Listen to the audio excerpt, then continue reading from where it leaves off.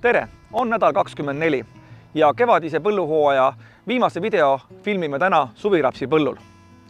Siin on hea tähelepanek, et kui peremehel oli alguses mure, et taimed tärkasid ebaühtlaselt ja põldule võib jääda tühikuid, siis täna on soodsate ilmastikutingimustega see mure nagu murtud. Taimik on ühtlane ja on ka välja kasvanud kirbufaasist, nii et esimene kahjur on võidetud. Kirbuga meil enam muret ei ole. Ja nüüd ei olegi muud, kui on päevakorral siis umbrohutõrje. Tõesti praegu, kellel on veel umbrohutõrje suvirapsi põllul pritsimata, siis selline taime kasvufaas on tõesti ka viimane minut ja tasub siis see töö ette võtta. Laialeheliste umbrohtude tõrjeks on siis Eestis kasutada täna kaks lahendust. Tavahübriidsortide puhul siis Galera normiga 0,3 liitrit hektarile ja Clearfield sortide puhul võib siis kasutada Clearfield herbitsiidi lahendust Cleravo koos märgajaga Dash, kus siis mõlema kulunormiks on 1 liiter hektarile. Ja hiilamardikaga õnneks on veel natukene aega, sellepärast et hiilamardikas hakkab rapsitaimi ohustama siis, kui rapsidele tekivad õienupud.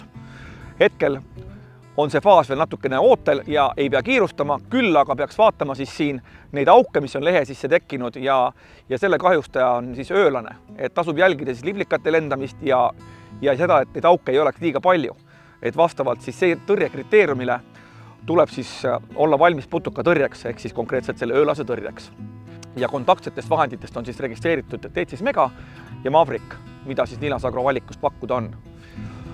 Ja tegelikult, kui on siis jõudnud aeg hiilamardika tõrjeks, siis just sinna hiilamardika tõrje segusse me soovitame panna ka leheväetisi, sest raps on selline kultuur, mis tahab täiendavalt lehe kaudu väetamist eelkõige boori ja molübdeeniga ja peale herbitsiidi pritsimist siis on insektitsiid just sobiv segu. Sellisel juhul siis jälgida ka pritsimislahuse pH-d, kuna boor viib selle leeliseks ja vähendab seeläbi putukatõrje mõju, nii et pöörake sellele tähelepanu. Ja peale seda on jällegi väikene paus, saab suve nautida ja kui suviraps jõuab õitsemisfaasi, siis nädal aega peale täisõitsemist kindlasti suvirapsil ei soovita jätta tegemata siis valgemädaniku tõrjet. Nii et oleme jõudnud praktiliselt suvirapsi kasvuperioodis umbes poole peale, hoiame silma pead, perspektiiv on hea ja tegelikult juba viimased 3 aastat on suvirapsist võimalik täiesti korralikku saaki koristada, nii et ei maksa seda kultuuri maha kanda. Aga nende mõtetega soovin teile ilusat suve ja järgmised põlluvideod juba sügisel.